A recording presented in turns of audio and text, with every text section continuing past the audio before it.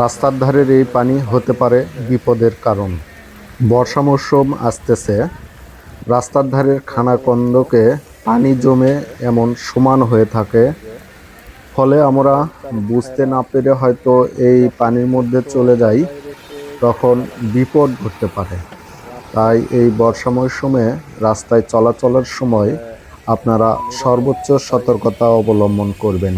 কাদাযুক্ত ভিজা রাস্তা পিচ্ছিল হয়ে থাকে, তাই প্রিয় বাইকার ভাইয়েরা সর্বোচ্চ সতর্কতা অবলম্বন করবেন, নিরাপদ দূরত্ব বজায় রেখে গাড়ি চালাবেন। এমন রাস্তায় হঠাৎ ব্রেক করলে গাড়ি স্লিপ করে দুর্ঘটনা হতে পারে, তাই দ্বিগুণ নিরাপদ দূরত্ব বজায় রেখে গাড়ি চালাবেন। এমন রাস্তায় আপনার গাড়ি চালানোর অভিজ্ঞতা কমেন্ট করে জানাতে পারেন। ধন্যবাদ।